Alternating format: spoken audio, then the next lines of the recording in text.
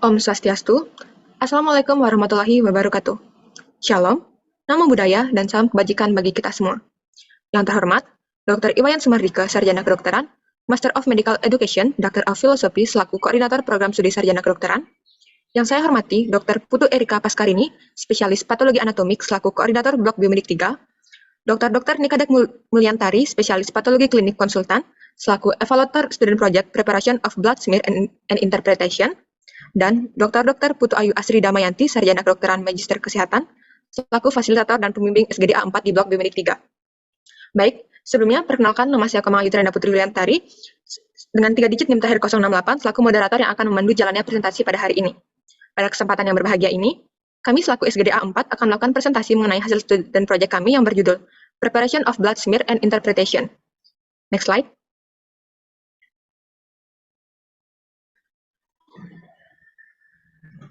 Berikut merupakan nama-nama dari SGD A4 yang akan melakukan presentasi pada hari ini. Next slide. Baik, presentasi akan kami mulai dari latar belakang. Bagi rekan yang bertugas, dipersilahkan. Baik, izin melanjutkan. Di sini saya akan menjelaskan latar belakang dari SP yang kita buat. Pertama, sediaan hapusan darah tepi adalah salah satu teknik pemeriksaan sel darah yang menggunakan mikroskop. Pemeriksaan ini bertujuan untuk mengetahui morfologi sel, eritrosit, leukosit, dan trombosit. Bisa menemukan jumlah sel dan jenis leukosit, mengestimasi jumlah trombosit, dan mengidentifikasi adanya parasit. Hapusan darah tepi sering digunakan dalam aplikasi patologis, biasanya disiapkan dengan menggunakan teknik baji, di mana teknik baji ditarik untuk menyebarkan sampel darah pada kaca objek. Dari situ akan menghasilkan penurunan ketebalan darah secara bertahap dari ujung tebal ke ujung tipis dan berakhir di tepi yang berbulu. Pada ujung yang tebal, sebagian sel menggumpal akan sulit mengidentifikasi dan menganalisis komponen darah. Bagian tengah slide memiliki margin yang jelas di mana semua sisi dapat diakses untuk pemeriksaan dengan lensa objektif. Sediaan hapusan darah tepi juga harus diwarnai dengan pewarnaan khusus seperti metode pewarnaan Romansky. Mungkin dari saya sekian, bisa lanjutkan oleh rekan saya. Baik, untuk rumusan masalah pertama adalah bagaimana persiapan yang harus dilakukan sebelum pembuatan blood smear. Yang kedua, bagaimana langkah-langkah dalam pembuatan blood smear. Yang ketiga, bagaimana cara mengidentifikasi sel-sel darah yang ada dalam preparat blood smear. Yang terakhir, bagaimana cara menginterpretasikan blood smear serta kelainan yang mungkin terlihat pada preparat. Sekian dari saya. Selanjutnya akan dilanjutkan oleh rekan saya. Mengetahui persiapan yang harus dilakukan saat pembuatan blood smear. Yang kedua, mengetahui langkah-langkah dalam pembuatan blood smear. Yang ketiga, mengetahui perbedaan antara sel-sel darah yang ada dalam sediaan darah tepi. Dan yang terakhir, untuk mengetahui cara menginterpretasikan blood smear serta kelainan yang mungkin terlihat pada preparat. Selanjutnya ada manfaat dari penulisan student project ini. Yang pertama adalah manfaat praktis dari student project ini, ialah untuk meningkatkan layanan kesehatan di masyarakat yang memerlukan hapusan darah atau blood smear dalam pelaksanaannya. Yang kedua, manfaat akademis dari student project ini ialah menambah wawasan serta pemahaman mengenai preparation of blood smear and interpretation. Next. Baik, sebelumnya saya izin melanjutkan bagaimana gambaran umum pada pemeriksaan hapusan darah tepi ialah prosedur pemeriksaan yang dilakukan dengan mengambil sampel dari darah kapiler atau vena yang kemudian tetesan darah kedua diletakkan pada objek gelas lalu diwarnai dengan pewarnaan khusus. Adapun persiapan alat dan bahan pemeriksaan hapusan darah tepi yaitu yang pertama yaitu menggunakan microsampling, yaitu ada lancet, kapas kering, objek gelas, autoclick holder, dan juga alkohol 70%. Sedangkan untuk makro sampling itu ada split ukuran 3 ml, tourniquet, kapas, botol sampel, label, pipet sahli, alkohol 70%, dan antikoagulan EDTA 10%.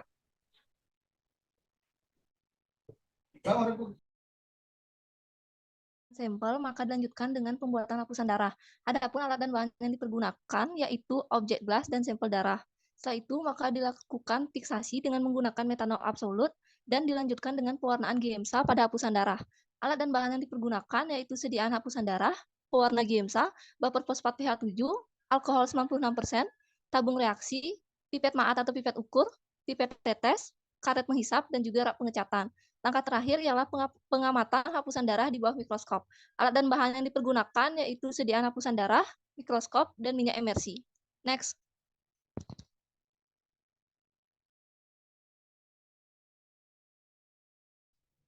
Baik, selanjutnya saya akan menjelaskan mengenai metode pembuatan dari blood smear atau hapusan darah itu sendiri. Blood smear atau hapusan darah merupakan suatu metode yang banyak digunakan oleh banyak orang karena cenderung mudah, praktis, dan tidak mengeluarkan banyak biaya. Di mana apabila kita ingin membuat blood smear atau hapusan darah, terdapat 3 langkah yang harus kita lewati, yaitu pertama tahap persiapan, kedua tahap fiksasi, dan yang terakhir ialah tahap pewarnaan.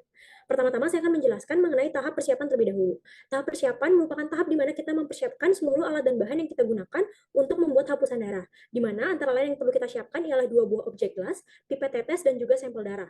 Apabila seluruh alat dan bahan telah siap, maka dapat dilanjutkan ke step selanjutnya, di mana step selanjutnya ialah ambil sampel darah menggunakan pipet tetes, kemudian teteskanlah di salah satu objek gelas yang kita miliki. Setelah darah telah diteteskan ke salah satu objek gelas yang kita miliki, maka ambillah salah satu objek gelas yang lain dan gunakan sebagai spreader, di mana apabila kita sudah siap untuk mendorong darah, maka peganglah objek gelas yang digunakan sebagai spreader dengan sudut 30 sampai dengan 45 derajat.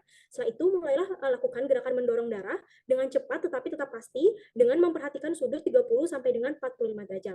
Setelah itu apabila sudah mendapatkan hapusan darah, maka perlu juga diperhatikan kualitas dari hapusan darah itu, di mana hapusan darah yang baik ialah yang berbentuk seperti lidah, yang mana ujungnya tipis dan berakhir dengan tebal. Di mana apabila telah mendapatkan hapusan darah yang berbentuk seperti lidah, maka hapusan darah tersebut dapat dikeringkan terlebih dahulu sebelum masuk ke tahap fiksasi dan pewarnaan.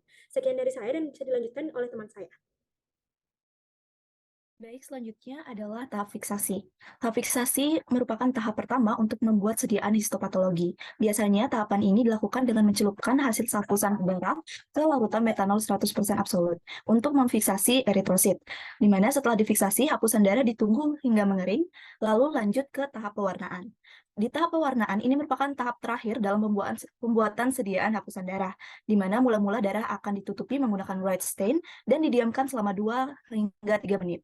Pewarnaan yang digunakan merupakan pewarna Giemsa yang dilarutkan dalam buffer. Pewarna ini berfungsi untuk dapat membedakan sel darah seperti eosinofil, basofil, dan juga neutrofil. Apabila telah diwarnai dan didiamkan, lalu cucilah hapusan darah tersebut dan sediaan hapusan darah siap diinterpretasikan. Baik, mungkin sekian dari saya, dapat dilanjutkan oleh teman saya. Baik, saya izin untuk melanjutkan. Selanjutnya di sini saya akan menjelaskan mengenai cara identifikasi sel-sel darah yang ada dalam blood smear. Yang pertama mengenai identifikasi terhadap eritrosit. Eritrosit atau yang biasa dikenal dengan sel darah merah merupakan sel yang tidak memiliki nukleus. Dalam kondisi normal, eritrosit akan terlihat bundar pada mikroskop dengan diameter 6 hingga 8 mikrometer atau sekiranya sama besar dengan inti limfosit, serta memiliki ketebalan tepi sekitar 2 mikrometer. Kondisi normal eritrosit akan disebut normositik. Jika ukurannya lebih kecil, maka akan disebut sebagai mikrositik. Dan apabila memiliki ukuran yang lebih besar, disebut dengan makrositik. Dilihat dari samping, eritrosit akan memiliki bentuk seperti cakram dengan kedua permukaannya yang cekung atau biconcave disk. Di bagian tengah cakram tersebut akan lebih tipis apabila dibandingkan dengan bagian lainnya. Bagian tepi eritrosit berwarna lebih merah daripada bagian tengah. Hal ini dikarenakan bentuknya yang biconcav menyebabkan hemoglobin berkumpul di bagian tepi sel. Dalam kondisi normal atau normokromik, daerah yang tipis atau berwarna pucat di bagian tengah sering disebut central pallor, yang luasnya antara 1/3 hingga setengah kali diameter eritrosit. Namun, bila lebih besar dari ukuran normal, akan disebut hipokromik. Baik, di sini saya akan melanjutkan presentasi mengenai mengidentifikasi sel-sel darah yang terdapat dalam preparat blood smear yang mengenai yang leukosit. Leukosit adalah sel darah putih yang memiliki inti sel dalam darah yang dapat dibedakan menjadi 5 jenis. Yang pertama ada basofil, di mana mempunyai ukuran sekitar 14 mikrometer, di mana granulanya memiliki ukuran bervariasi dengan susunan tidak teratur dan menutupi nukleus. Memiliki granula kamar berwarna ungu atau biru tua, serta bersegmen dan menutupi inti sel. Selanjutnya ada eosinofil, di mana berukuran 16 mikrometer, kemudian granula sitoplasmanya terlihat berwarna merah orange dan lebih kasar. Kemudian ada neutrofil. Neutrofil memiliki ukuran sekitar 14 mikrometer, dan pada granulanya terlihat butiran halus tipis, di mana warnanya yaitu warna ungu atau merah muda dan terlihat samar. Kemudian ada limfosit yang memiliki ukuran sekitar 12 mikrometer, di mana sitoplasmanya sedikit tertutupi oleh nukleus karena tidak bergranula. Lalu yang terakhir ada monosit, di mana memiliki ukuran yang paling besar yaitu 18 mikrometer, memiliki bentuk seperti ginjal dan berinti padat, di mana sitoplasmanya tidak terdapat granula. Mungkin sekian presentasi dari saya, selanjutnya akan dilanjutkan oleh rekan saya.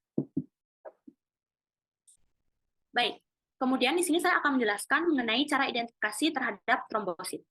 Trombosit, atau yang biasa juga dikenal sebagai keping darah atau platelet, merupakan suatu komponen yang ada pada sel darah merah, maksud saya pada sel dalam darah, yang memiliki ukuran sekitar 2 hingga 3 mikrometer, dengan sitoplasma yang bergranul dan tidak berinti.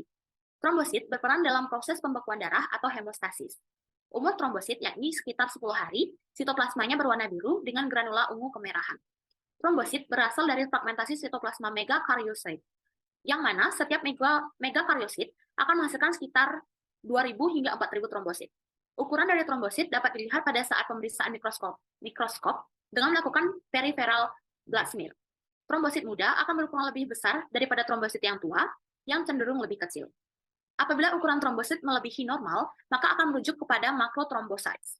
Jika besarnya trombosit serupa dengan eritrosit atau limfosit, maka akan disebut sebagai giant platelet atau trombosit raksasa. Mungkin sekian dari saya, akan dilanjutkan oleh teman saya. Next. Cara menginterpretasikan blood smear serta kelainan yang mungkin terlihat pada preparat, yaitu yang pertama ada melihat dari eritrosit. Contoh-contoh dari kelainan eritrosit itu ada banyak. Yang pertama ada eriptosis, 2 leptosis, 3 skistosis, 4 sel Gur, 5 akantosis, 6 sel krenasi, 6 stomatis, 7 sferosit, dan 8 teardrop cell. Next. Ini adalah pemeriksaan dari leukosit, di mana hitung jenis leukosit atau yang dikenal dengan differential count merupakan pemeriksaan yang menentukan jumlah jenis leukosit yang ditetapkan dalam persen maupun dalam nilai absolut. Pemeriksaan diff count sendiri dilakukan dengan adanya teknologi multi-angle polarized scatter separation, didasarkan pada prinsip hamburan cahaya. Kemudian penundaan pada pemeriksaan dapat mengubah morfologi leukosit pada sediaan hapusan darah tepi. Beberapa neutrofil menunjukkan bahwa pembengkakan inti maupun warna lebih homogen, hilangnya struktur lobus yang kemudian menjadi terpisah, sitoplasma yang kurang jelas, terjadinya vakuolisasi, serta hilangnya granula. Kemudian selanjutnya adalah pemeriksaan trombosit, di mana pemeriksaan trombosit ini dilakukan dengan cara flow blood count atau FBC, dan juga pemeriksaan mikroskopis guna menunjang diagnosis klinis. Parameter FBC yang dicetak merupakan hasil sel darah merah, sel darah putih, dan juga trombosit yang didapatkan dari hematologi analyzer. Permasalahan yang bisa terjadi pada analisis perhitungan otomatis FBC yaitu tidak adanya terdeteksi abnormalitas bentuk formologi trombosit, sehingga di sini dibutuhkan adanya pemeriksaan mikroskopis yang menggunakan peripheral blood smear atau hapusan darah tepi. Sekian dari saya, terima kasih. Next slide. Baik, adapun kesimpulan dalam student project ini, yaitu hapusan darah tepi adalah salah satu jenis pemeriksaan klinik laboratorium dengan menggunakan objek glass serta diwarnai dengan Romanowski. Tujuan pelaksanaan hapusan darah tepi adalah untuk mengetahui ada atau tidaknya patogen pada sel darah, serta morfologi dari eritrosit, leukosit, dan juga trombosit. Pengambilan sampel hapusan darah tepi dapat dilakukan berupa sampel darah yang diambil dari kapiler maupun vena. Pembuluh vena terbaik sebagai pengambilan sampel adalah vena mediana cubitti. Di sini terdapat 3 tahapan dalam melakukan hapusan darah tepi, yakni ada persiapan, fiksasi, dan juga pewarnaan. Dalam keadaan normal, jika dilihat dengan mikroskop, eritrosit terlihat bulat, berwarna merah, dan di bagian tengahnya tampak lebih pucat. Pada leukosit, tampak pembeda antara jenis leukosit bergranula yang terdiri atas basophil, neutrofil, dan juga eosinofil. Dibandingkan dengan yang tidak bergranula, yakni ada limfosit dan juga monosit. Trombosit sendiri terlihat dengan bentuk selnya yang berukuran 2-3 mikrometer. Sitoplasmanya bergranul namun tidak berinti. Next slide. Untuk saran yang ingin kami sampaikan, yaitu yang pertama, kepada mahasiswa diharapkan dapat lebih memahami dan menggali lebih dalam terkait pemeriksaan hapusan darah tepi, dimulai dari persiapan, pelaksanaan, penghitungan, hingga pencegahan kejadian yang tak diinginkan. Kepada mahasiswa yang berminat dalam bidang penelitian, memiliki kemungkinan serta potensi untuk menemukan cara atau alat yang dapat digunakan dalam pemeriksaan hapusan darah tepi yang lebih praktis, ekonomis, memerlukan sedikit waktu, serta mudah dijangkau. Yang terakhir yaitu kepada pihak tenaga pendidik serta pemerintah, disarankan untuk lebih mengoptimalkan kompetensi mahasiswa serta berinovasi lebih baik dalam bidang pengajaran dan pemusatan pembelajaran. Next slide. Baik, sekian presentasi kami dari SGD 4. Apabila ada kesalahan kata, kami mohon maaf yang sebesar-besarnya. Kami tutup dengan Parama Santi. Om Santi Santi Santi Santi Om.